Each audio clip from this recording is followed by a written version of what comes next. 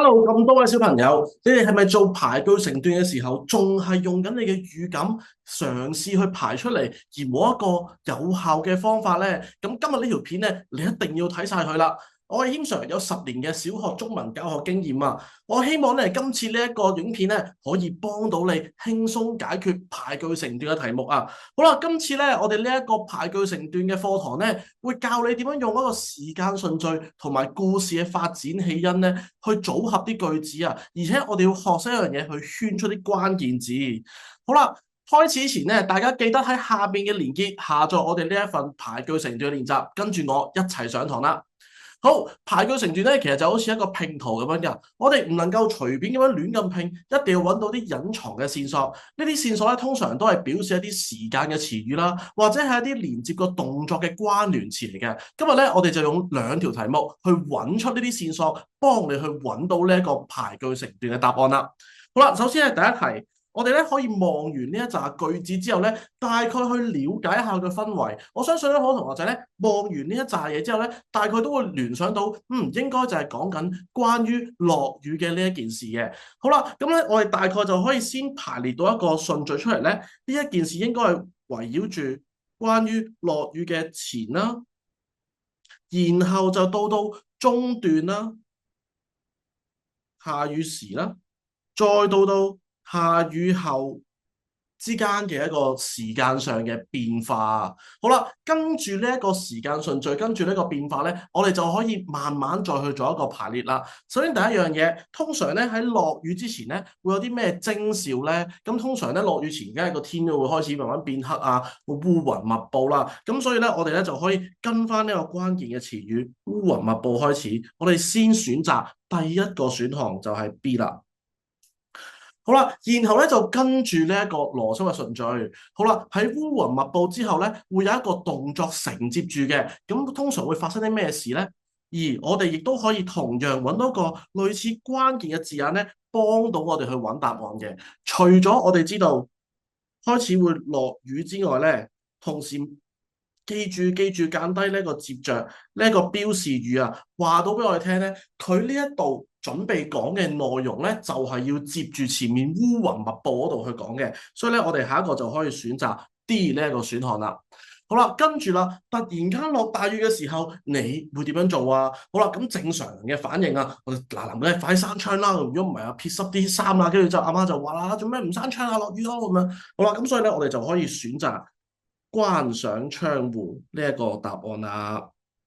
好啦，又間低個關鍵嘅字眼，關上窗戶，因為呢一個關上窗戶，令到你知道跟住個邏輯順序咧，就係要接下來做嘅一件事嚟嘅。好啦，咁至於呢一個落雨係屬於一個自然嘅現象啦，咁對環境有啲咩好處咧？冇錯啦，就係可以滋潤到大地啦，令到啲花草樹木變得翠綠啊，所以我哋可以選擇 A 呢一個選項啦。好啦，咁最後落完雨之後咧，個事件又點樣結束咧？咁啊，梗係要表示雨停，即係太陽出嚟啦。咁所以我哋有間得個關鍵字眼，雨停了，即係太陽出嚟。好啦，然後我哋就可以選擇埋最後一個選項，就係 C 啦。好啦，做完呢一度之後咧，我相信好多同學仔咧就已經結束咗呢一題，就唔會再諗噶啦。不過幫謙 Sir 一個忙，記住有一個習慣。就係如果我哋排列完之後咧，嘗試下心入邊暗暗咁樣跟住你所排嘅順序，輕輕咁樣讀一次，睇下個故事嘅邏輯通唔通順。好啦，天空烏雲密佈，首先發生烏雲密佈啦，一陣大風吹過，跟住之後咧就開始咧雨點嘩啦嘩啦落下來啦。好啦，落下來之後咧，你就講緊關上窗戶，欣賞呢一場雨景。而啲雨水咧就滋潤咗大地啊，令到花草樹木變得翠綠啊。最後就係雨停啦，太陽出翻嚟啦。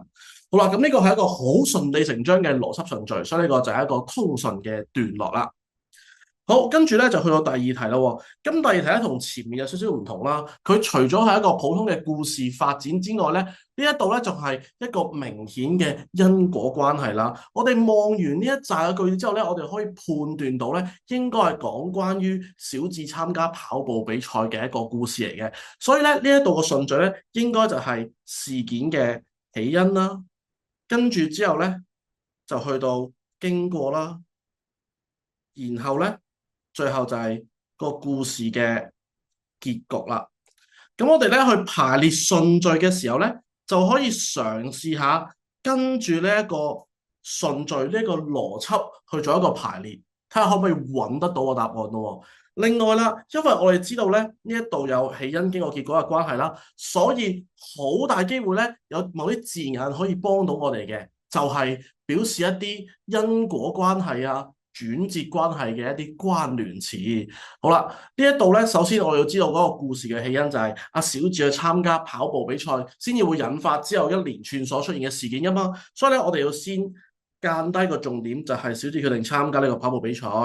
好啦，然後咧，我哋就將呢一個咧就作為呢一個段落嘅第一句啦。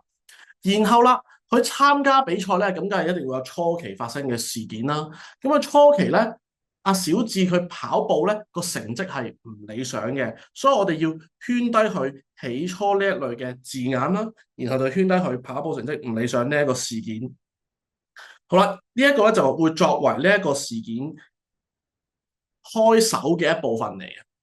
好啦，佢遇到跑步成績唔理想呢個困難咧，咁正常咧就會出現有人幫助佢嘅時候啦。咁我就揾下究竟有邊個會幫助佢咧？就係教練啦。所以咧呢度咧就教練起到好嘅一個作用啦，就開始鼓勵佢啦，俾一啲鼓勵佢啦，希望阿小智可以進步啦。呢度咧我哋就會選擇 D。好啦，咁既然得到咗教練嘅鼓勵之後咧，咁一定會去接住下來咧就會做某啲行動嘅。我哋就可以同樣間得呢個好嘅字眼，就係於是，然後接住咧就係佢練習跑步呢一個事件啊。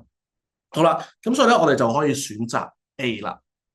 好啦，咁呢一度咧用於是咧，其實表示係承接住上一句嘅關係，佢係表示一個承接嘅關係嚟嘅。好啦，而呢一個承接嘅關係咧，就係想承接翻本身得到咗教練嘅鼓勵之後咧，佢去選擇下一步所做嘅一個行動。好啦，佢每日練習完之後咧，咁個過程會係點樣樣咧？咁一定係有進步啦。咁所以我哋就揾到速度明顯加快咗啊！好啦，嗱呢一個咧就係作為經過咗個練習之後出現嘅一個狀況啦。好啦，咁練習完之後咧，咁當然就會有最終嘅結果啦。咁我哋就揀翻一個關鍵嘅字語，就係最後啦。話最後嗰個跑步嘅記錄就喺運動會之中得到咗冠軍。好啦，嗱呢個時候咧，我哋就可以一齊去嘗試讀一下呢一個段落，睇下通唔通順咯。好，小智咧就決定參加呢個學校嘅跑步比賽啊。起初小智嘅跑步成績咧係唔理想嘅，然後佢得到教練嘅鼓勵，就話只要肯努力就一定會有進步。於是咧佢就每日都放學留低練習跑步啦。跟住咧就出現呢個情況，就係經過3個月嘅苦練咧，佢嘅速度就明顯加快咗。最後咧就喺運動會中表現出色，就贏得咗冠軍。好嗱，呢一個咧就係跟住一個順理成章嘅邏輯順序去排列出嚟嘅一個故事。好啦，咁希望咁多同學仔咧，經過今日呢一條片之後咧，可以學到跟住一個事件嘅邏輯去排列嘅一個方式，咁就可以幫到你輕鬆咁樣喺試卷方面嘅排句成段題目度攞到分數啦。好啦，咁今日嘅分享到呢度啦。如果有啲關於中文嘅課題咧，有啲唔明嘅地方咧，記住 WhatsApp 我哋揾謙 Sir，謙 Sir 一定可以幫到你解決問題嘅。好啦，咁我哋下次再見咯，拜拜。